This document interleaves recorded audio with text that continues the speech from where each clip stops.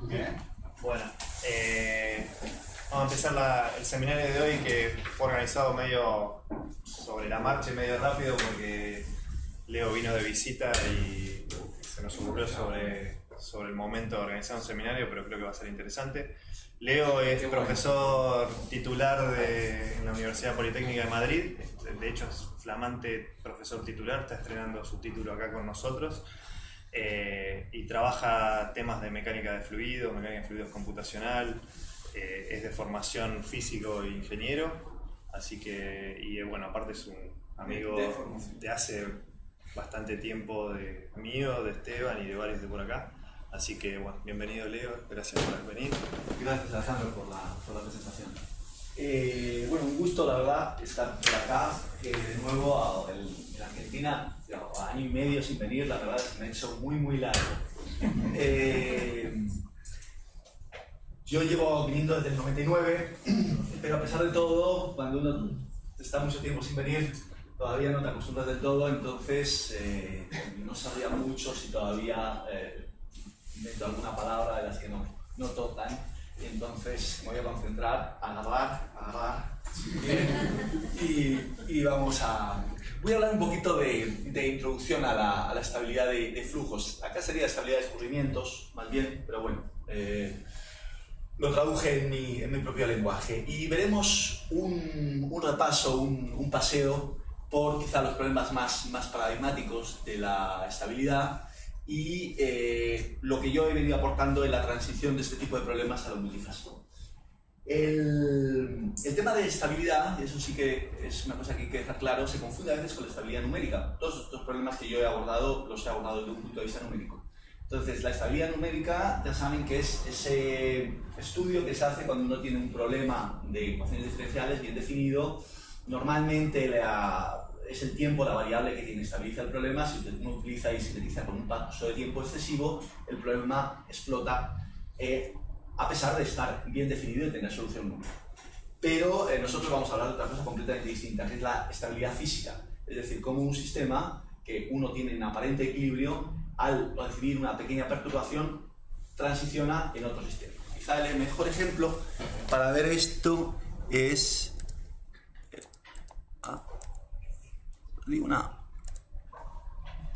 acá se perdió una transparencia, no entiendo por qué, pero había un pollito en Argentina, te lo robaron.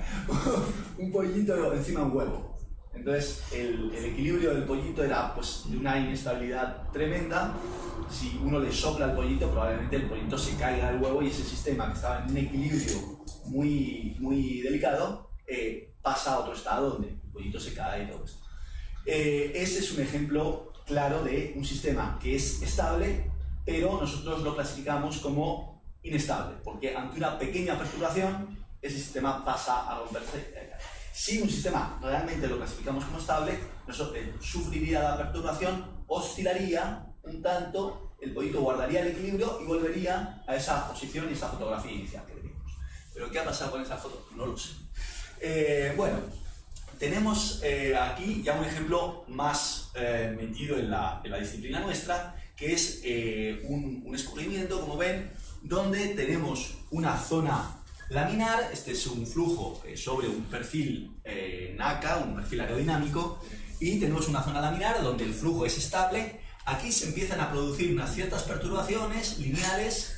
Esto crece de forma lineal, se puede estudiar con la disciplina que nosotros vamos a estudiar ahora, y aquí ya los modos que han producido esta inestabilidad se empiezan a combinar entre sí, empiezan a surgir no linealidades, toda una zona de transición y finalmente el flujo turbulento que todo el mundo ha visto alguna vez cuando el número de Reynolds es suficientemente alto. Entonces, de alguna manera, nuestro estudio va a versar sobre esta zona de acá. Estos primeros modos que son capaces de romper un flujo laminar y llevarlo a la zona de transición. Básicamente, eso va a ser lo que nosotros vamos a hacer. Entonces, esto se ha hecho a lo largo de la historia con ejemplos, ciertamente se empieza por ejemplos sencillos. Hay dos metodologías básicamente: estudiar este problema como un problema de valor inicial, dependiente del tiempo, o como un problema de autovalores. Es decir, estudiarlo en forma modal y ver si hay algún modo que está intrínsecamente dentro del sistema que es capaz de reventarlo, de hacer que esos valores de incremento de energía aparezcan en el sistema. Podría ser que sí, podría ser que no. Depende obviamente de los parámetros del flujo. Si es un flujo que depende de un solo parámetro, el número de Reynolds, pues obviamente para algunos números de Reynolds ese sistema será estable, para otros no. Los comienzos de este tipo de estudios empiezan en el 82 con Windell, básicamente porque despegan con el estudio computacional que aparece ya en los 80, computadores un poquito fuertes como para hacer este tipo de cálculos.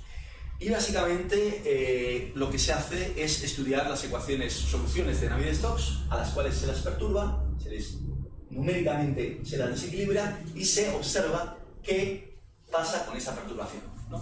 Se empieza con flujos muy sencillos, básicamente donde el campo de velocidades tiene una sola componente que además depende de una sola coordenada. Puede imaginarse, por ejemplo, un flujo parabólico entre dos placas planas, soluciones tipo Couette, Poiseuille, ese tipo de flujos muy sencillitos que aparentemente incluso se podían hacer ensayos experimentales. Ya saben, el típico ejemplo de Reynolds, donde él tiene un caño y mete tinta y va viendo que a medida que incrementa la velocidad del caño, esa tinta, que en algunos momentos podía tener una perfecta descripción unifilar, de repente se vuelve turbulenta. ¿Por qué a partir de una cierta velocidad se produce eso? Eso quiere decir que hay un salto en la estabilidad de ese experimento. Y eso es lo que básicamente vamos a ver. Entonces, vamos a... No va a ser una charla muy matemática, pero un poquito vamos a ver. Nosotros tendríamos una descripción del flujo con las ecuaciones de Navier-Stokes, que son las que vemos acá. Y esta descripción del flujo, en estas ecuaciones vamos a buscar una solución estacionaria. Una solución estacionaria quiere decir que el término temporal, este término de aquí, lo logramos llevar a cero, ¿no? Y por tanto tenemos una solución de este tipo con tres componentes de la velocidad y la presión que cumplen exactamente estas ecuaciones donde este primer término va a cero. Hay algunas soluciones analíticas de este tipo de ecuaciones, pero la mayoría hay que conseguirlas mediante un cálculo numérico, un primer cálculo numérico, donde este término somos capaces de llevarlo a la mínima precisión de la computadora, 10 a la menos mucho. Cuando tenemos una solución, eso lo vamos a llamar el flujo base, es decir, una solución aparentemente estable. Este sería el pollito encima del huevo, Y ahora vamos a decir, ¿qué pasa si a eso yo le doy una pequeña perturbación? Eso va hacia algún lado, se queda como está después de oscilar un poco. Eso es un poquito lo que vamos a hacer. Entonces, lo que vamos a hacer es, a estas primeras ecuaciones, vamos a sustituir en la velocidad y en la presión la solución del flujo base más una perturbación. Epsilon es un parámetro que se supone que es mucho menor que 1, que hace que este término de perturbación comparado con el flujo base sea muy pequeño. Si introducimos estas ecuaciones acá y despreciamos los términos que vayan con epsilon cuadrado y entendemos que las variables con barra son soluciones del problema original, aparecen estas ecuaciones de acá, que como ven son ecuaciones que ya no tienen la no linealidad intrínseca de Navier-Stokes. Este término acá es un término no lineal que hace que la solución de las ecuaciones sea razonablemente compleja. Acá la solución ya no es no lineal, es lineal, porque se supone que las variables con barra son variables conocidas, con lo cual aquí tenemos una variable con barra que multiplica el gradiente de una incógnita, y aquí tenemos la incógnita que multiplica el gradiente de una variable con barra. Con lo cual este problema pasa a ser lineal y estas ecuaciones de acá se conocen como las ecuaciones de Navier-Stokes linealizadas. Bueno, este problema es el que podríamos resolver si lo quisiéramos resolver en función del tiempo. Podríamos estudiarlo perfectamente, resolver estas ecuaciones, incluso más sencillas que esto, y ver si en función del tiempo hay algo que crece de forma inesperada, ¿no? Si hay algo que crece de forma inesperada, habrá un modo inestable que podríamos detectar. Nosotros lo vamos a hacer de otra manera, que es, vamos a utilizar una teoría global lineal y vamos a decir que la perturbación que nosotros tenemos tiene una forma particular, que es una amplitud por un elemento que depende de una frecuencia compleja. Es decir, hay una perturbación periódica y aquí, en función del flujo que queramos estudiar, se pueden dar varias teorías. La más sencilla es cuando tenemos un flujo base que depende de una sola coordenada, pues la solución depende de una amplitud que depende de esa coordenada por una exponencial del flujo en la dirección transversal por una frecuencia compleja. Esto quizá es una descripción un tanto pobre porque muy pocos flujos dependen de una sola coordenada. Esta descripción ya es bastante más interesante. Ya el flujo base depende de dos coordenadas, típico flujo 2D. Hay bastantes flujos donde una dirección es suficientemente grande comparada con las otras dos, con lo cual tenemos un flujo base que depende de dos coordenadas y entendemos que la perturbación se puede expandir en la otra dirección, distinta a x, y además tiene una cierta frecuencia que podemos también estudiar. Esta es la teoría más difundida. Y esta sería la descripción más completa, porque el flujo base puede depender de tres coordenadas y la expansión ya, el flujo depende de estas tres coordenadas, no asumimos ninguna dependencia armónica en la tercera componente y tan solo depende de una cierta frecuencia. El problema de este tipo es que cuando introducimos esto en las ecuaciones aparece un problema de 3D y un problema de autovalores en 3 dimensiones. Es tremendamente complicado de resolver, se necesita básicamente más a nivel de memoria, porque luego les comentaré el detalle. Se necesita una gran capacidad de memoria y es bastante complicado resolver problemas triglobales. Algunos se han resuelto, pero siempre en casos bastante académicos, no a nivel industrial.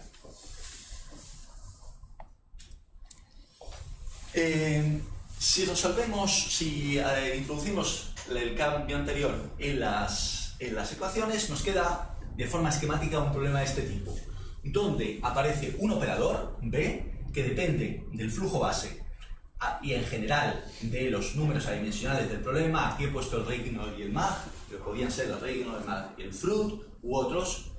Acá aparece otro operador que también depende de esos números adimensionales y Q, como ven, es la perturbación. Aquí dentro es una perturbación vectorial que llevaría las tres componentes de la velocidad y la presión. Y esto podría ir acompañado de una condición inicial. Si resolviéramos este problema, estaríamos resolviendo el problema en el dominio del tiempo, como les decía antes. Y es posible resolverlo. Efectivamente, uno da una pequeña perturbación, una condición inicial a este sistema, la puedes incluso inventar, cualquier cosa vale, y luego pasa por un transitorio y finalmente, si hay algún modo inestable, acaba apareciendo con una cierta pendiente y una cierta frecuencia únicas. Este problema tiene combinación lineal de exponenciales, pero finalmente la que queda, hay una dominante siempre, que sería el modo inestable si es que hubiera algo. Nosotros vamos a resolverlo como problema de autovalores, que es este problema aquí que lo planteamos.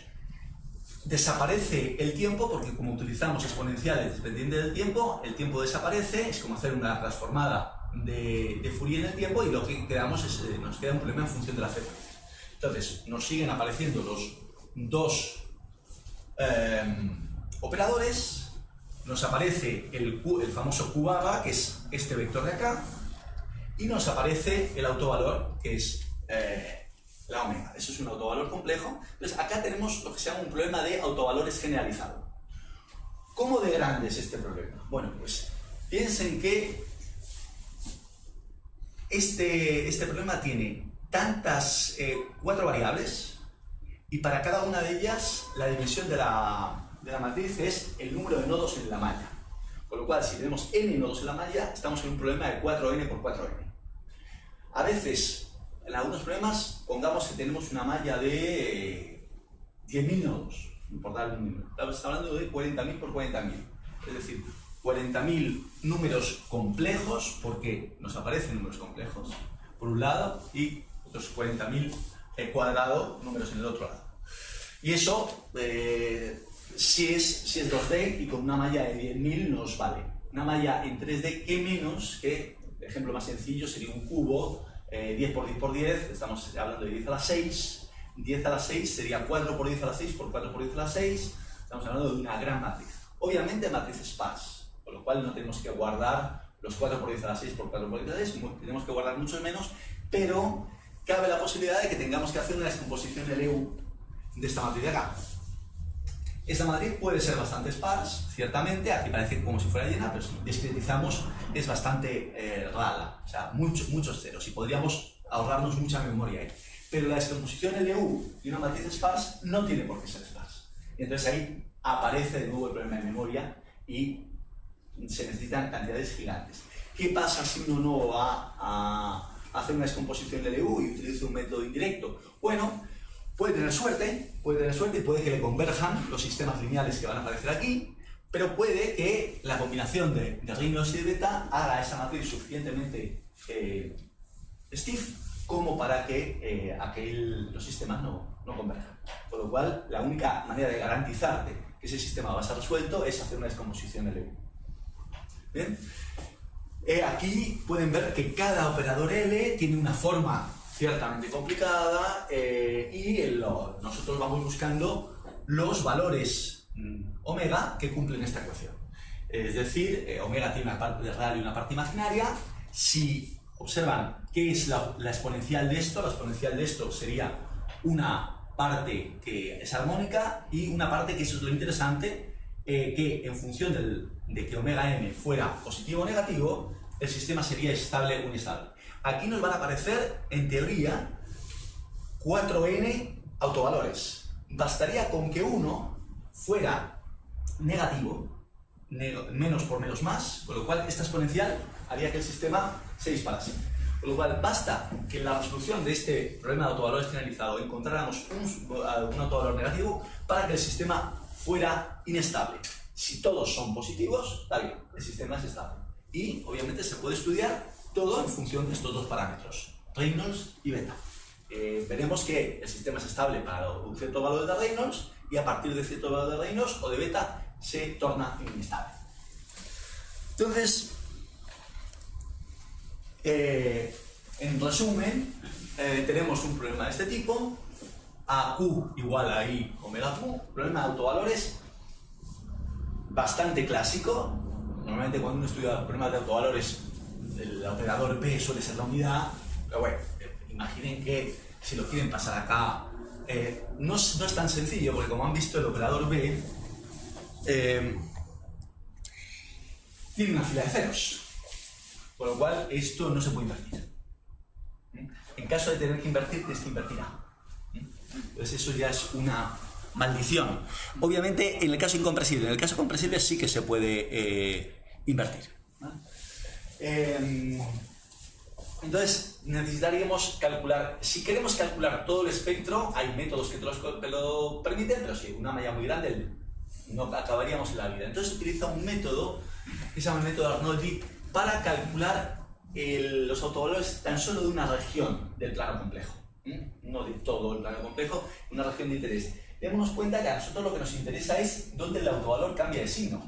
O sea, básicamente la región donde la parte imaginaria del autovalor cambia de signo. Lo cual nos basta con estudiar una pequeña franja del plano complejo. Lo que pasa mucho más arriba o mucho más abajo, se supone que mucho más arriba no debería haber nada, porque entonces habría autovalores más inestables. Y lo que pasa abajo, los autovalores estables, tampoco son de mucho interés. Entonces, basta con una región fina alrededor del eje. Este problema, tal cual, lo que nos daría, que si lo resolvemos por el método de Arnoldi, son los autovalores con mayor módulo, es decir, los que están más lejos del origen. Eso no es una buena, porque los que están más lejos del origen, a nosotros nos interesa los que están más cerca del origen. Entonces, lo que se suele hacer es invertir este problema. Se pasa el operador A dividiendo acá, B no se podría pasar, se pasa y se invierte el operador B y queda ya un problema de autovalores generalizado. Como comento acá, dado que B no es invertible, se invierte A y se emplea en general un método directo de resolución, porque el método Arnoldi en el fondo es un método iterativo que nos da tantos autovalores como iteraciones hagamos. Este problema básicamente consiste en pasar de este problema tan grande a un problema reducido, donde el problema de autovalores queda reducido a un problema más chiquito, de dimensión igual al número de iteraciones que uno ha necesitado. Para cada iteración necesita uno resolver un sistema lineal de este tipo, donde A queda acá invertida. Entonces, nunca se invierte literalmente A, lo que se resuelve es un problema lineal que es algo equivalente, ¿no? La discretización de los operadores que hemos visto antes, abierta. Yo, por ejemplo, utilizo elementos finitos o elementos espectrales de alto orden. Indistintamente, los resultados no varían. Pero si la geometría lo permite, se pueden hacer diferencias finitas, se pueden hacer volúmenes finitos. Hay gente que ha hecho Lattice-Boltzmann, ahí cada cual su estilo. Es compatible con la mayoría de las discretizaciones que uno le guste. Y luego, claro, hemos dicho que queríamos movernos por una región del plano complejo que, de alguna manera, divide. Este es el plano complejo. A nosotros nos interesa básicamente toda esta región de acá, que es donde hay cambio de signo. Pero claro, el fenómeno no sabemos a priori qué frecuencia tiene, es decir, en qué zona está. Esto sería como si dijéramos el movimiento a derecha e izquierda nos daría la frecuencia. Si el problema ya está estudiado antes, tan solo queremos comprobar un resultado, podemos atacar para la zona de frecuencia conocida. Pero si no lo conocemos, tendríamos que ir moviéndonos hasta encontrar la zona donde vamos buscando el autovalor. El autovalor puede ser un autovalor que queda acá, que es una solución de esta ecuación, es uno de los autovalores que en función del número de Reynolds baja o sube.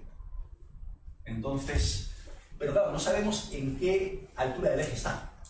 Entonces esto tendríamos que ir moviéndonos y luego con un parámetro que se llama un parámetro de shift. Es decir, sumamos, hacemos una pequeña transformación de este problema para centrarnos en la zona. Si no hacemos nada, estaríamos calculando con gran precisión lo que pasa acá. Pero claro, si hay frecuencias grandes, se puede complicar. Entonces, básicamente lo que hemos hecho hasta ahora es conseguir que transformar las ecuaciones de Navier-Stokes en un problema de autovalores generalizado y calcular una parte del espectro que queda cerca de la zona donde deseamos y luego ahí observar si tengo algún autovalor negativo, de parte imaginaria negativa.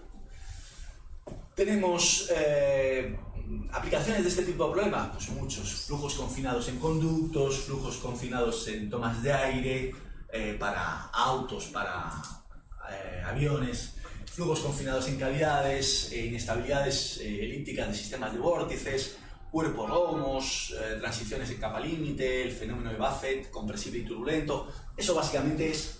Ahora vamos a hacer un poquito de camino y vamos a ver cuál es la aplicación práctica de todo esto. Por ejemplo, un caso típico es estabilidad de flujos en conductos, en caños.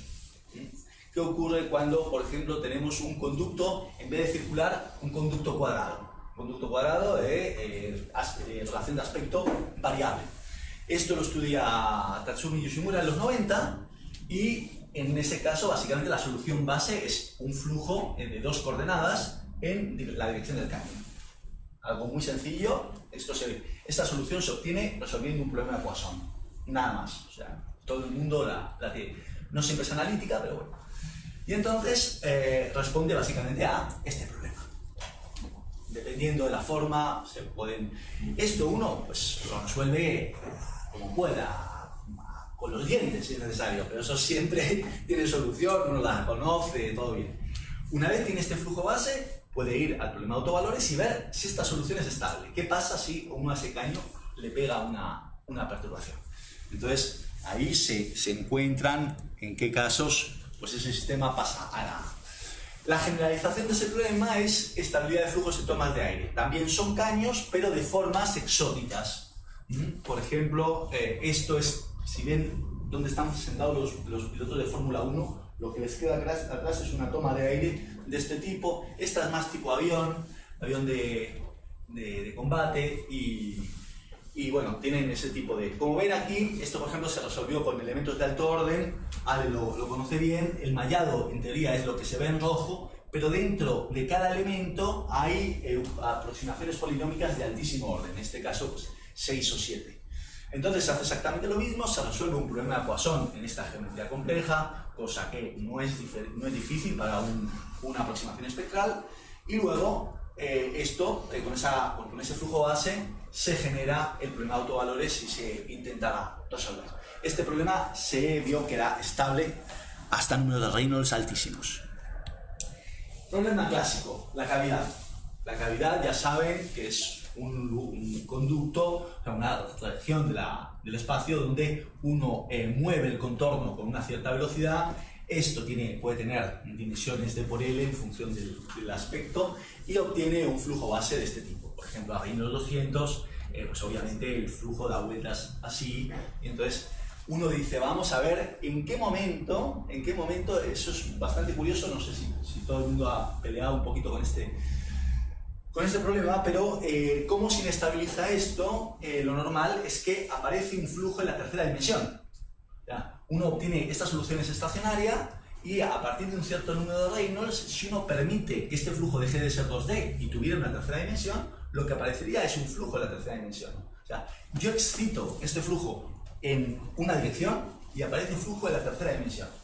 Es por lo que uno, a pesar de que resuelva la cavidad bidimensional, una cavidad bidimensional no tiene sentido en la realidad, salvo para ciertos números de Reynolds. ¿Por qué? Porque se inestabilizaría 3D. Entonces, se lo una pregunta. Sí, cómo no. No trabajo de esto, no hago ninguna cuenta, pero la simetría del problema, ¿cómo te permite tener flujo, elegir un lado u otro? Bueno, se daría hacia los dos. Se daría hacia los dos. Sí. Se daría hacia los dos de forma con una cierta frecuencia, se haría un flujo en una cierta longitud de onda, con una cierta frecuencia en los dos sentidos. Sí. O sea, no habría un sentido privilegiado.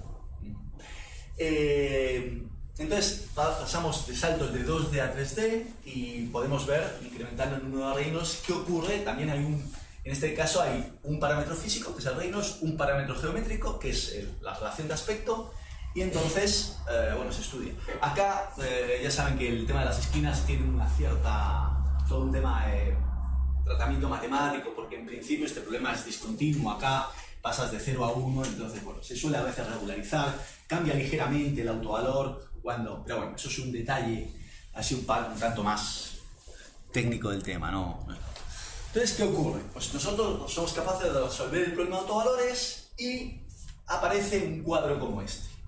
Lo resolvemos para muchos valores del parámetro beta y lo resolvemos para muchos valores del Reynolds. Y nos salen estructuras de este tipo. Es decir, hay un modo principal que es el que para valores más pequeños del Reynolds se hace inestable. Es decir, esta zona sería la zona estable siempre es Reynolds chicos, pero llega un momento que si yo voy incrementando el Reynolds, me meto en esta zona de acá. Acá, para ciertos valores de beta de esta franjita y ciertos números de Reynolds, obtendría un modo que es en este caso es el Reynolds 200. Reynolds 200 sería siempre estable, ¿no? Este sería un modo estable. Pero si lo hubiéramos resuelto para Reynolds, pongamos 1500, beta 7,5, hubiéramos obtenido un modo que es el que hace que ese flujo torne en 3D. Y como pueden ver, tiene tercera componente. Esta sería la componente que iría en ese. ¿Eso a cuánto duraría? Sería un poquito. O sea, esto es lo que permite que el sistema se inestabilice, pero es una aproximación lineal al problema. Piensen que estamos haciendo como si hiciéramos un desarrollo de Taylor en torno a la zona de inestabilidad. Luego, ¿qué hace el sistema? Si en verdad simulásemos una cavidad a este número de Reynolds y del tamaño que marca beta en el fondo es 2pi partido por la longitud transversal, lo que nos resultaría es que el sistema se empieza a inestabilizar así y luego ya este modo empieza a mezclarse con las no linealidades y aquello da lugar a una complejidad grande. Pero esto es el causante, como si dijéramos, ¿no? Y lo que detectamos muy bien es para qué longitudes de onda y para qué Reynolds este sistema torna en inestable, ¿no? Este es un caso muy interesante que tuve la suerte de experimentar, porque aquí sí que se hicieron experimentos. Se quería estudiar la estabilidad de una cavidad triangular, como esta. Este es el modelo geométrico que se hizo y este es el experimento que se hizo. Es decir, aquí tienen un cilindro rotando, aquí tienen un cilindro quieto y aquí meten una serie de bloques y se genera una cavidad casi triangular. Obviamente esto tiene un cierto radio de curvatura, pero se genera una cierta cavidad triangular de dimensiones h por. Entonces, en Viena, hizo los experimentos un chico, un investigador,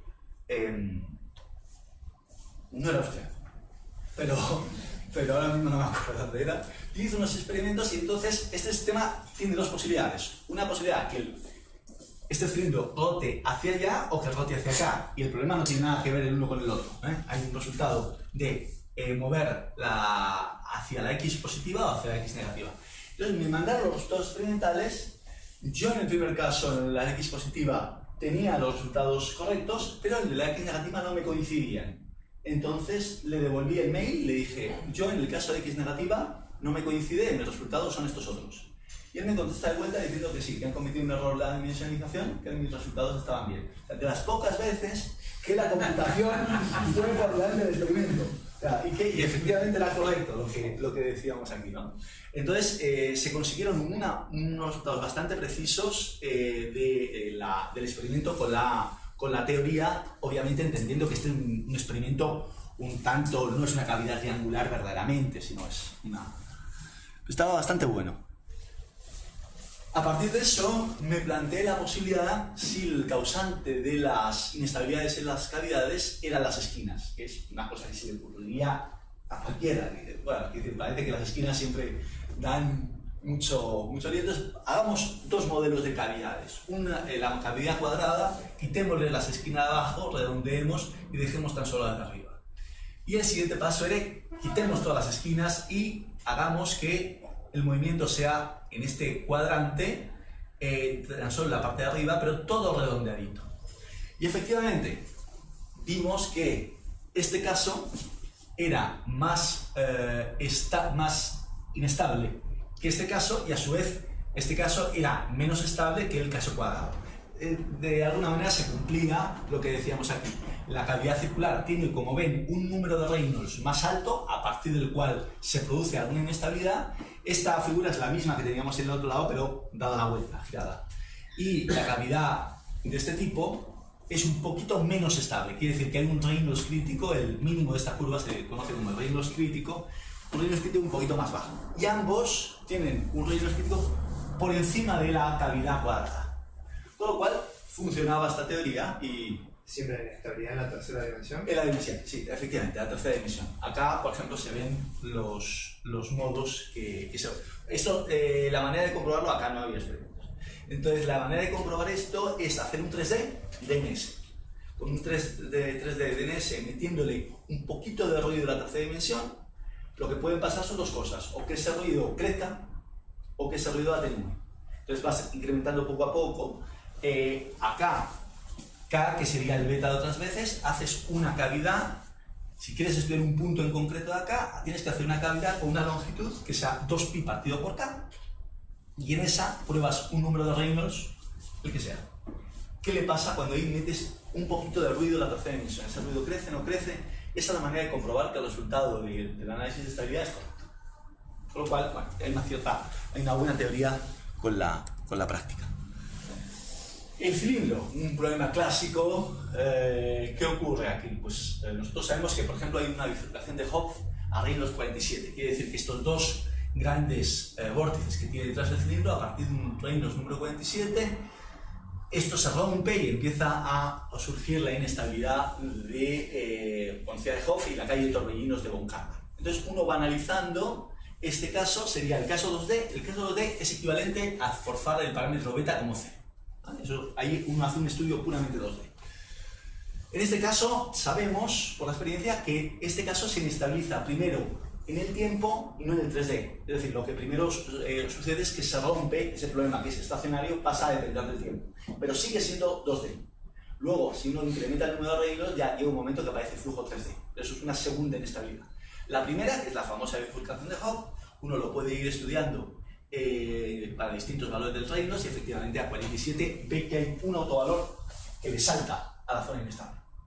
Y si pinta el autovector asociado a ese autovalor, los autovectores acá son de este tipo, típica forma de la calle Torbellino-Tronca. Esto se hizo también en el límite compresible, es decir, se agarraron las ecuaciones de Navier-Stokes compresible, se hizo un desarrollo para el número más menor que 1 y funcionó de la misma manera, de forma correcta. ¿Por qué? Pues porque había que testear qué tal funcionaba este análisis de estabilidad en el mundo compresible. En el mundo compresible, no sé si es el próximo ejemplo, bueno, todavía no.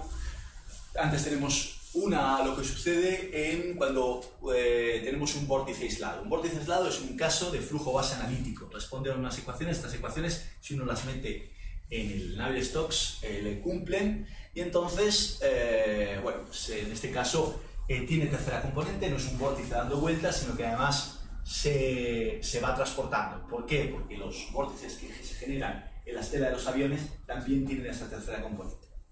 Entonces se estudia este flujo y se ve que estos tipos de vórtices, a partir de ciertos valores de Reynolds y de este parámetro Q, tiene una cierta inestabilidad. Esto se hace para un vórtice aislado y luego para parejas de vórtices. El caso del vórtice aislado sería este tipo. Aquí es curioso que se suele hacer en un dominio brutalmente grande para que las condiciones de contorno no perturben la solución. Como ven, la malla se suele hacer muy dispersa en esta zona, muy concentrada en el centro. En el centro nos va a aparecer, esto es realmente el nodo que surge, con un zoom grande aparece algo de este tipo, y la malla, como ven, es muy cuidadosa para que la inestabilidad realmente se capte bien. Este es el caso del vórtice aislado. Se pueden dar otro tipo de inestabilidades con estructuras más complejas. En función del número de lóbulos se habla del valor del parámetro M, y como pueden ver en este diagrama, para cada modo tiene distintas tasas de crecimiento, que serían en el fondo la parte imaginaria del autovalor, que es más inestable, y cada modo también tiene su frecuencia, con lo cual estas dos, en el fondo, esto está combinando la exponencial del número que veíamos al principio. Este caso, bueno, pues básicamente responde a este tipo de soluciones. Esto es importante porque los aeropuertos necesitan que aterricen muchos aviones por unidad de tiempo. Lo que impide que un avión aterrice a continuación de otro es la estela que deja el avión por detrás. Si un avión que aterriza es muy grande y viene por detrás un avión un poquito más chico, tiene que esperar bastante tiempo hasta que esta inestabilidad se haya disipado para poder aterrizar, y eso hace que el aeropuerto sea cada vez menos rentable. Entonces es muy importante conseguir que estas inestabilidades se disipen cuanto antes, y sobre todo también depende un poquito de la visibilidad, ¿no? Pero eso ya no lo podemos controlar. Pero eso es bastante importante para la eficiencia de los aeropuertos, entonces es un problema que se utiliza bastante. Normalmente lo que se suele hacer es hacer un modelo un poquito más complejo de un vórtice aislado, se hace un modelo de 4 vórtices. Entonces normalmente para modelar la estela de un avión salen son 4 vórtices, 2 vórtices correlativos y 2 vórtices contrarrotativos. Los vórtices externos son los de los wingtip, que son de este tipo, y luego hay unos vórtices internos que rotan en sentido opuesto y que modelan básicamente el fuselaje y la cola horizontal. Entonces, con un modelito así, uno puede estudiar qué sucede. En este caso, obviamente con tercera componente, se hace, bueno, este es un modelo simplificado con 2 vórtices nada más. Se estudian varios números de Reynolds, se estudia distinta distancia entre los vórtices, hay bastantes parámetros que ahí son necesarios para modelar, y obviamente acá estos 2 vórtices, en este caso son contrarrotativos, 2 vórtices contrarrotativos, si uno los deja solos, lo que suelen hacer es moverse en esta dirección. Entonces uno los va estudiando para distintos puntos y va viendo si el autovalor cambia mucho, para lo cual se produce la inestabilidad. Las estructuras de estos vórtices son ciertamente complejas. Esta es tan solo la mitad de una, quedaría otra simétrica al otro lado. aquí sí que hay simetría o antisimetría. Este problema, que es de alguna manera el primer salto que yo he visto de aplicación a la zona turbulenta y además a un flujo industrial. Esto que tienen acá es un ala de avión, una ala de avión idealizada. Entonces, las alas de avión, cuando alcanzan velocidades cercanas a la velocidad del sonido, acá, en esta zona de acá, se produce una onda de choque. Una onda de choque, pongamos que acá tenemos un número de Mach 0,7, va incrementándose y aquí se llega a un número de Mach 1,3, 1,4 fácilmente. Entonces se produce una onda de choque en la parte superior. Además, hay un desprendimiento de capa límite en algún punto de aquí y cuando estas dos zonas interaccionan se produce un cierto desplazamiento de esta onda de choque alrededor y esto produce una frecuencia muy desagradable en las alas de los aviones. Se lo llama el fenómeno de Buffet. Entonces, hace que el avión no pueda volar para ciertos números de Mach y en ciertas condiciones, lo que limita el envelope de vuelo. Y este fenómeno pues lo empieza a estudiar un ingeniero de la Boeing y se da cuenta de que hacen experimentos y efectivamente se detectan unas ciertas frecuencias que hacen que el problema pues, se complique bastante y hay una vibración estructural muy desagradable para el piloto. El problema es que este caso es turbulento. Estamos hablando de grandes números de reinos y grandes números de Mach. Con lo cual las ecuaciones que hemos visto antes, que eran una visión laminar, se complican. Habría que realmente ver si esas ecuaciones, qué pasa, número de reinos muy grandes, si el número de reinos es muy grande necesitaríamos una malla muy grande o irnos a un modelo de turbulencia. El tema es el siguiente: si tenemos la suerte de que este fenómeno que tenemos acá tiene una frecuencia suficientemente baja comparado con las frecuencias de turbulencia, podemos hacer nuestro planteamiento toda la vida, hacer un random average Navier-Stokes equations, promediar en el tiempo y decir que todas las altas frecuencias se las va a llevar el modelo de turbulencia. El modelo de turbulencia pasa a ser una ecuación más de nuestro sistema de autovalores. En vez de 4 ecuaciones pasaríamos a tener 5, con lo cual todo es más grande, ¿no? Además, esas 5 ecuaciones incluyen la compresibilidad del modelo. Hay que tener en cuenta incluso la compresibilidad del modelo en el modelo de turbulencia que propongamos. Y si tenemos la suerte de que todas esas frecuencias que se supone que estamos modelando son muy superiores a esta de acá, el análisis de estabilidad es capaz de darnos esa frecuencia de oscilación. Si estuvieran mezcladas, no, porque no sabríamos qué es turbulencia y qué es análisis de estabilidad.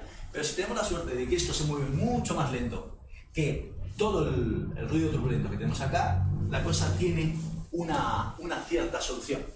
Y entonces, como había resultados experimentales que habían detectado esas frecuencias, y esas frecuencias se veían que eran suficientemente bajas, se procedió a hacer un análisis de estabilidad. Y efectivamente, pueden ver este es el flujo base, que pueden ver perfectamente en función del número de Mach. Acá hay un corte brusco, eso quiere decir que hay una onda de choque. Se resuelven las ecuaciones de Navier-Stokes estacionarias, o se fuerza una solución estacionaria artificialmente, básicamente, porque ahí este problema estacionario no es, pero se fuerza hay técnicas para eso. Y estamos hablando de casos Mach 0,76 en la entrada, que luego se pone en 1.4 acá, y reinos 10/7. Reinos 10/7 normalmente está muy lejos de los estudios que les he enseñado antes. Reinos 200, 1000, está muy lejos. Entonces, esto, como decía, se puede conseguir cuando la disparidad de las escalas de frecuencia es muy notable. Y en este caso lo era. Con lo cual, por ejemplo, este problema se resolvió con volúmenes finitos, con un código, no sé si han oído hablar del código Tau, el del DLR alemán, un código de volúmenes finitos para casos compresibles, y está muy bien. Se consigue esta solución, este flujo base, y luego se resuelve el problema de autovalores. En este caso, el problema de autovalores es gigantesco, aunque sigue siendo 2D.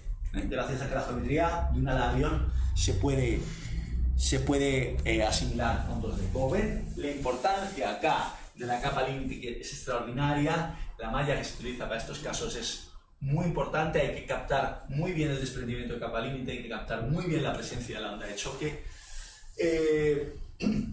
Se resuelven las ecuaciones de Navier-Stokes compresibles, y el modelo de turbulencia que se utiliza es el de espadas armadas compresibles. Espadas armadas tienen un modelo de turbulencia muy conocido de toda la vida, pero si no utilizas una corrección de compresibilidad que tienen, este sistema pasa a ser estable y no detectas ese autovalor que cruza. Con lo cual te quedas pensando que esto es estable y que los tipos que midieron estaban equivocados. Como les decía antes, son 5 ecuaciones, una de continuidad, 2 de momento, una de energía, porque estamos en un caso compresible, y otra de viscosidad turbulenta, porque estábamos teniendo en cuenta el modelo de turbulencia también.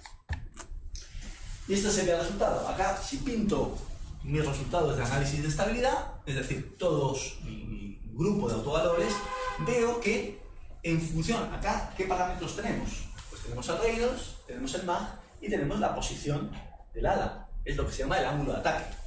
¿Vale? Entonces, si hacemos un estudio, por ejemplo, para Reynolds 10 a la 7 y MAG 0,76, un número de Reynolds y de MAG fijos, vemos que hay un autovalor que a medida que yo voy incrementando el ángulo de ataque, para 3 es inestable, acá estaría el 0, para 3,1 es una décima de grado, pasa a ser inestable y continúa siendo inestable cada vez más allá. El modo correspondiente, es decir, el autovector correspondiente sería este que pueden ver acá, y la inestabilidad se detecta básicamente a 3,03 grados. Ahí al piloto lo tendríamos que decir, no vayas, no vueles con un ángulo de ataque mayor que ese, porque vas a empezar a sentir ese tipo de problema. Otra forma también, obviamente, de reducir este fenómeno es bajar el Reynolds, bajar el MAG, sí, eso siempre se puede hacer, ¿no? Y esto se hizo para un perfil NACA en concreto. Si cambia la geometría, todo puede cambiar. Se comprobó con los experimentos que había hecho McDavid de la NASA, y la verdad es que los experimentos y la predicción teórica pues casan bastante bien. Estaríamos esta línea y estos experimentos estarían separando la zona donde las perturbaciones mueren, la zona estacionaria, de la zona inestable, donde las perturbaciones tienden a hacer oscilar el ala. Entonces, la verdad es que este fue de los primeros éxitos que ha tenido el análisis de estabilidad en el caso compresible y turbulento, ¿no? El tema es que había que hacer algo más. Todos estos casos que hemos visto son monofásicos, es un solo fluido, bien aire, bien otro fluido ideal que más estamos utilizando. Nosotros queríamos ver qué sucede cuando tenemos dos fluidos con una superficie libre entre medias. Entonces, básicamente, el objeto es ver todas estas cosas, estos elementos que ahora tiran al mar para producir energía, las olas, etc. Bueno, eso en el fondo es colocar cosas sumergidas en el mar. Queríamos ver un poco qué puede decir el análisis de estabilidad de esto, ¿no?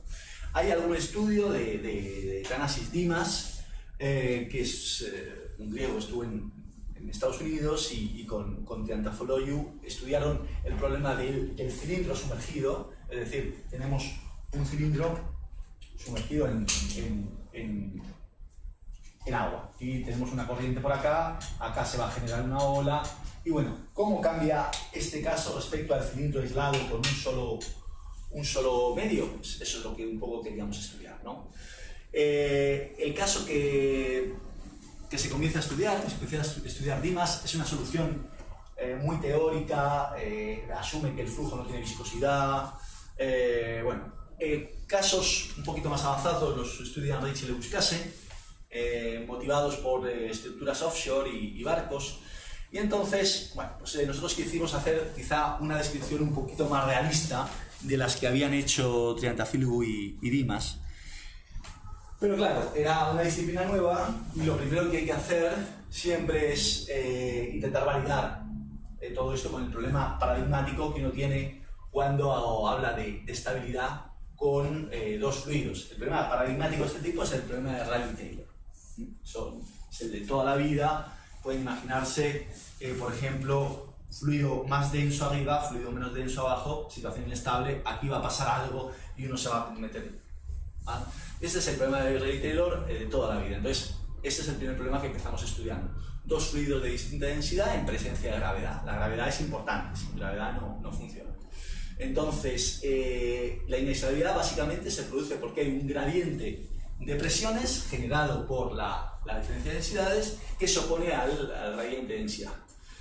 Chandrasekhar lo había estudiado analíticamente en el caso no viscoso. Y nosotros, eso sí, bien con tensión superficial, nosotros queríamos el caso viscoso. El primero que da soluciones al problema viscoso es Mikaelian, pero Mikaelian lo estudia con dos fluidos por separado y una condición de contorno o varias para la interfase. Entonces acopla los dos problemas y los junta a través de... Y Morgan ya tiene un estilo que hace un estudio medio teórico experimental donde hace lo que se llama una interfase difusa. Es decir, yo digo, tengo un solo fluido que toma aquí densidad ρ2, densidad 1 y aquí meto una tangente hiperbólica que me empalma un fluido con otro en cuanto a densidad. La tangente hiperbólica es una curva pues, capaz de suavizar esto es un salto brusco, pero bueno, vamos a ver cuán brusco yo puedo llevar mi tangente hiperbólica para que la aproximación de densidad y viscosidad sea realista, ¿no? Y efectivamente es un problema que funciona bastante bien. Hay otra variante de este problema que es la que estudian Joly-Fontaine, que dicen yo voy a poner un vórtice de densidad variable donde el centro es muy denso y a medida que me voy alejando del centro la densidad va muriendo y lo voy a poner a rotar. Este problema es equivalente a este otro. Fíjense, el rol, obviamente la densidad variable de la misma manera, aquí incluso es más sencillo porque es una densidad suave, tiene una descripción analítica de densidad como una gaussiana. Y el rol que tiene aquí la gravedad, acá lo tiene la fuerza centrífuga. ¿De acuerdo? Entonces hace lo mismo. Es una aceleración que se está oponiendo al gradiente de densidades. Y también admite una descripción a través de análisis de estabilidad de cómo ese flujo se inestabiliza.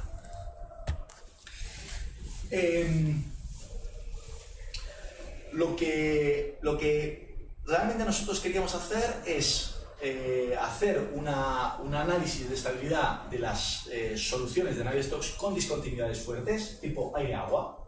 Estamos hablando de saltos de densidad 1000 a 1. Esas son las que realmente tenían interés a nivel industrial. Problemas que depende, el problema de este pues va a depender del número de Reynolds, del número de Freud, dado que hay gravedad involucrada, ratio de viscosidades, ratio de densidades y obviamente geometría y profundidad. Claro, esto no es lo mismo que tengamos el cilindro acá que lo bajemos hasta acá abajo, ¿no? Hay una dinámica distinta. Y lo que hemos descubierto es que había dos causas de inestabilidad como uno se puede imaginar. Está recuperar las mismas inestabilidades que tiene, yo si este cilindro lo tiro para abajo, prácticamente la influencia de la superficie libre va a ser cada vez menor y acá me voy a encontrar que recupero la solución del cilindro aislado. Pero si lo acerco suficientemente, además de poder tener toda la dinámica del cilindro aislado, podría ser que la ola esta generara sus propias inestabilidades. Esto empezara a fluctuar. Y ese tipo de inestabilidades es las que íbamos persiguiendo. Es decir, por un lado estaba el vortex shedding, la clásica, ausencia de superficie libre, pero buscábamos inestabilidades del tipo superficie libre, rompimiento de ola, formación de olas secundarias, etc. Esto se puede estudiar desde análisis de estabilidad. También hay técnicas un poquito más modernas de DMD que algún compañero mío nos permitió validar los resultados del análisis de estabilidad. Básicamente las diferencias con lo anterior, no se asumía ninguna formulación analítica en el flujo base y se proponían buscar el flujo base a través de las soluciones de Navier-Stokes. Estas soluciones las sacó el grupo de Norberto Nigro, Juan Jiménez en concreto, con el que colaboro desde hace bastante tiempo, y ellos lo hicieron con un PFEM. No sé si han oído, un método medio de partículas, medio de elementos finitos, y el método PFEM era el que suministraba soluciones flujo base de este tipo, con un cilindro sumergido. Y en principio no se consideraban condiciones de contorno para la superficie libre, se hace lo que se llama un método BOF para trabajar en la transición aire-agua. Y obviamente consideramos que el flujo era viscoso, no hacíamos simplificaciones de flujo ideal como se venían haciendo antes. Como les comentaba antes, comenzamos validando el problema de Rayleigh-Taylor y los vórtices barotrópicos que teníamos antes. Como ven, los saltos, la densidad se simula a través de un parámetro, que es el número de Atwood, y la tangente hiperbólica. Ese número de Atwood básicamente es un ratio entre las densidades. En la inestabilidad de Rayleigh-Taylor es sencilla, lo único que tengo es que el flujo base es cero. En principio no tengo ni que calcularlo, es cero, coloco un fluido encima del otro y espero. Obviamente hay salto de densidades y hay gravedad. Y este salto de densidades y la gravedad son capaces de producirnos el cambio, la detección de la inestabilidad. El caso del vórtice barotrópico, hay una velocidad azimutal, tipo vórtice, y además, obviamente, hay una variación de la densidad, pero como les decía antes, ya no es abrupta, ya no es una tangente hiperbólica, es algo más tipo gaussiano, algo más suave. Y se resolvieron estos dos problemas. El planteamiento es exactamente igual que antes, aquí muy rápido, lo único que cambia las ecuaciones. Hay gravedad, por un lado, y la ecuación se colocan por un lado la ecuación de continuidad y por otro lado una ecuación de transporte de densidad. Se podía incluso colocar una ecuación de transporte de viscosidad, pero básicamente no, hemos visto que no influye demasiado con estas ecuaciones. La descripción es bastante buena. Hacemos exactamente lo mismo que antes, lo que antes hicimos. Cuando tenemos un flujo base estricto, añadimos una perturbación. Ojo que ahora ya hay perturbación en densidad, la densidad es una variable más. Esto se mete en estas ecuaciones, se linealizan y acabamos, como siempre, en un problema de autovalores, que son este paso, este sería un paso intermedio, y acabamos en un problema de autovalores. Acá, problema de autovalores 5×5, matriz realmente también monstruosa, aparece la densidad como parte del problema, y tenemos nuestra matriz A, nuestra matriz B, la técnica exactamente igual. Arnoldi, vamos a buscar la solución. Y entonces, el caso de Rayleigh-Taylor tiene solución, el caso no viscoso tiene solución analítica, con lo cual pudimos comparar nuestro numérico con el analítico, la verdad que daba estupendamente. Y el caso no viscoso comparamos con la solución de Michaelian, que era el tipo que, si recuerdan, decide escribir las ecuaciones de un lado, las ecuaciones del otro y colocar condiciones de contorno en la interfaz. Esa solución obviamente estaba comprobada, era buena, y a nosotros, la verdad, con nuestro método, utilizando una densidad variable que varía como la tangente hiperbólica, nos cuadraba bastante bien. Con lo cual, le dimos para adelante y dijimos, vamos a ver si hacemos algo que no haya hecho de momento. Esta es la solución de los vórtices barotrópicos. Como veis, se parece mucho a los que les mostré antes. La única gracia es que esta perturbación es en densidad. Antes, cuando vimos los vórtices de antes, eran vórtices incompresibles. La densidad era constante, era un parámetro. Ahora no, ahora son vórtices incompresibles y esta es una perturbación en densidad para unos ciertos parámetros. Con lo cual, la forma que tiene era semejante a la que se veía en la literatura. Entonces vamos a por el problema de verdad. Este problema sí que estaba sin resolver. Tenemos un escurrimiento donde tenemos un cilindro sumergido en una cierta profundidad h, valor del diámetro d, tenemos densidad y viscosidad arriba y abajo, unas ciertas condiciones geométricas. Acá se hizo una playa numérica de absorción.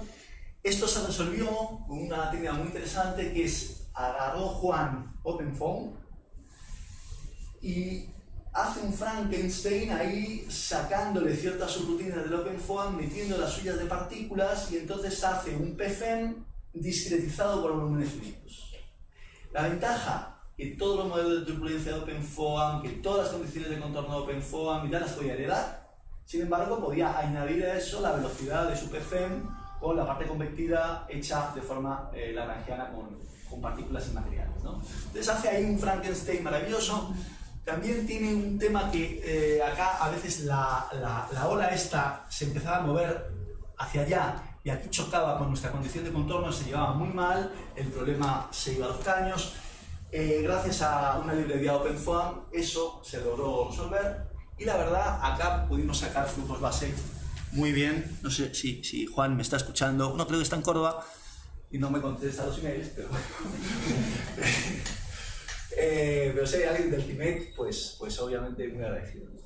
Y entonces, lo primero primero que hicimos es ver unos ciertos flujos base a reinos 180. A reinos 180 este problema es claramente inestable, surgen calle de vórtices de von Karman.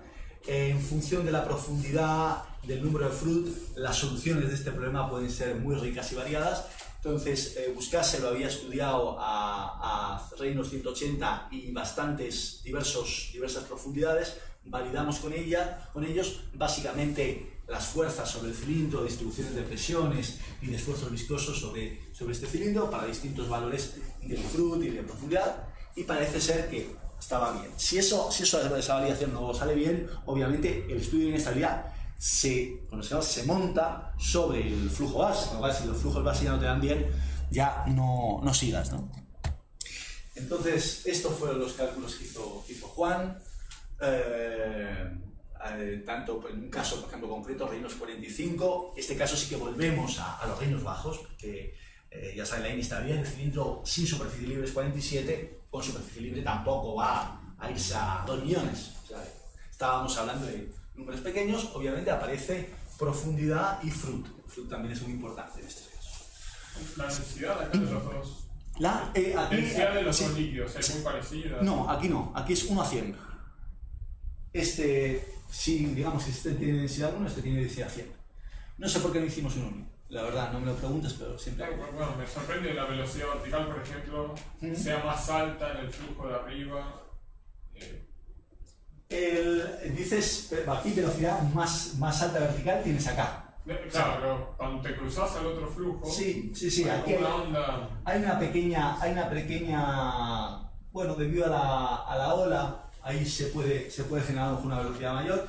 Esto la verdad es que nos salió, estaba bastante en consonancia con lo que le había salido a otros autores, y sí se pueden dar ahí fenómenos de ese tipo.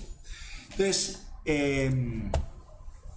este primer caso lo estudiamos desde el punto de vista de análisis de estabilidad, y efectivamente, en este caso particular, recuperamos una inestabilidad muy familiar, que era la inestabilidad de von Karman.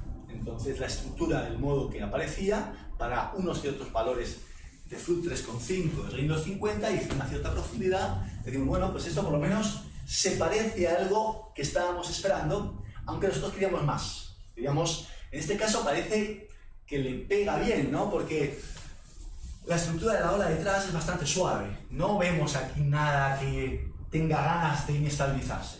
En este caso, vemos que la forma de la ola es bastante suave. Vamos a seguir probando porque parámetros no nos faltaban. O sea que ahí se puede jugar todo lo que uno quiera. Y vemos que hay ciertos momentos donde tengo un reinos menor, Fruit de orden 2, ahí se genera algo. Esto, si lo crece un poquito el reinos, lo que sucede es que acá se crea una pequeña ola rompiente. Bueno, antes de que se cree la ola rompiente, si haces un análisis de estabilidad, ves que hay un modo que se va a inestabilizar que es de este tipo. Y tiene todo que ver con lo que se produce acá. No es una estructura que salga del cilindro, sino que es una estructura que sale de este fenómeno que crea acá la ola. Y esto es realmente lo que nosotros íbamos buscando, ver que había un segundo tipo de inestabilidad generada por la propia superficie libre. Y que, bueno, es muy habitual prácticamente en los resaltos hidráulicos. Acá no sé, se llaman resaltos hidráulicos, ¿verdad? Flujo, como si dijéramos, en caños abiertos con diferencia de altura y esas cosas, se producen cosas así, saltos de agua, ¿no? Y bueno, esta es básicamente el final, porque acá queríamos ver que surgía modo de este tipo. Esto se salió y finalmente se publicó bien. Entonces, bueno, pues con esto llegamos al final de mi charla. Hemos dado un paseillo por las técnicas estas. Como ven, esto, si quieren en algún momento, están interesados en que hagamos algún caso con detalle, bueno, alguna vez hemos dado algún curso de esto, ver cómo formamos las matrices de cero, se calcula el flujo base, se introduce en un caso muy concreto y vamos viendo cómo todo este mapa de autovalores sale, cómo va cruzando. Yo obviamente ganas de venir acá a mostrar esto, pues todas, sería presentar las fechas y ya está, barato, o sea, lo más importante, barato. Y bueno, esto es todo, pues muchísimas gracias por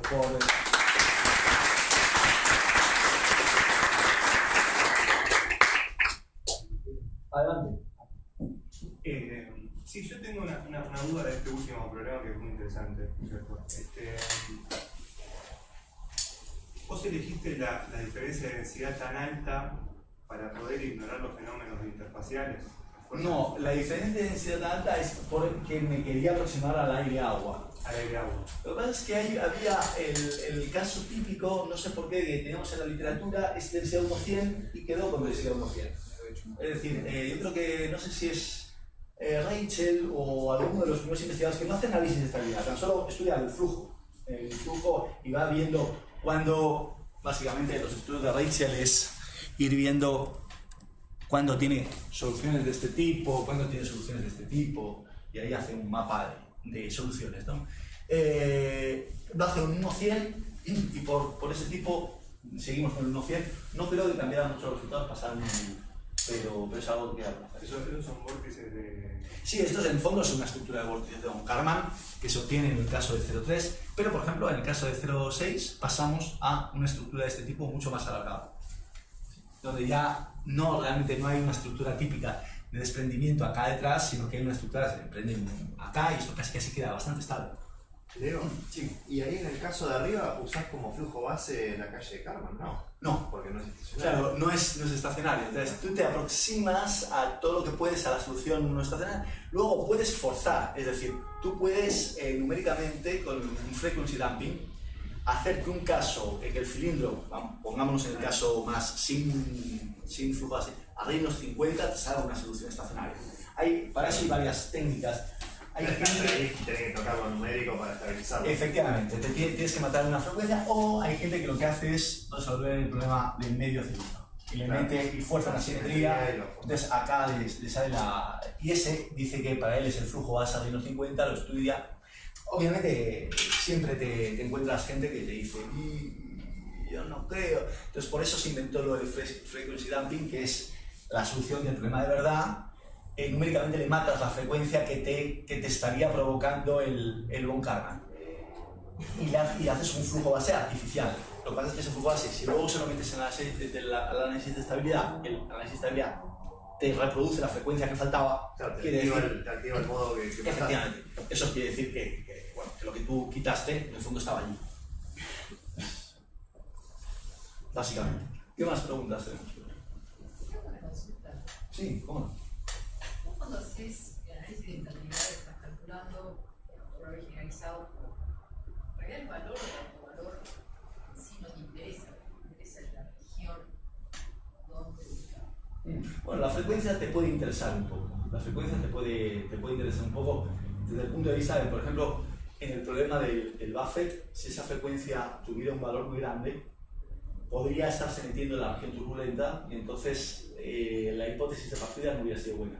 Pero en otros muchos problemas estoy de acuerdo, me interesa la región más bien. Te interesa, claro. Hay un conjunto, digamos, una región del espacio que está determinado por el rango numérico asociado al problema de poder generalizado, que vos sabés que contiene a todos los, digamos, el espectro de problemas. Es más grande, lo cual te estaría dando condiciones suficientes, no necesarias. Pero te evitaría hacer el parsing ese que vos estás haciendo, ese recorrido. Sí, lo que ocurre, o sea, yo en algunos momentos, cuando los problemas son chiquitos, por ejemplo el 1D, los primeros problemas que se resuelven aquí cuando uno está avanzando en este campo, si los problemas son chiquitos, se puede resolver y se saca el espectro entero. Y dices, yo he discretizado en 1000 grados de libertad y aquí tengo 1000 autovalores, ningún problema. El problema es que cuando ya las cosas empiezan a crecer, las cosas empiezan a ser de 4 millones por 4 millones. Obtener 4 millones de autovalores con cierta precisión empieza a ser imposible. Entonces, Claro, el rango numérico no te calcula los autovalores, te dice simplemente cuál es la región del plano donde buscar. efectivamente, sí. Y sobre eso, bueno, hay algunas técnicas, pero básicamente es intuición. Es intuición o alguna literatura previa que te pueda orientar en dónde buscar la solución. Pero hay, como veíamos ahí, las técnicas de shift hay formas de hacer un shift inteligente. Claro, pero Sí. tenés que saber a dónde shiftear. Sí, algo. Siempre tienes que. Se puede hacer transformaciones de este plano complejo, intentar achatando por un lado, entonces la descripción a lo largo de un eje es más sencilla, pero vamos, ya es una cierta altura que se puede hacer. Ahí sí que hay. Yo nunca he sido un gran teórico de este tema, he ido un camino un poco más buscando siempre la física, pero sí hay cosas publicadas interesantes de cómo intentar hacer esa búsqueda de una forma un poquito más fina, un poquito más inteligente. Sí. ¿Alguna pregunta más?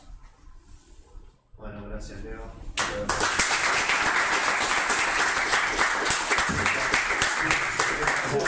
Hecha a propósito. Esa es producción.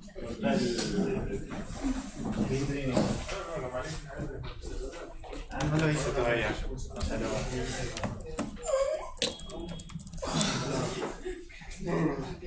lo...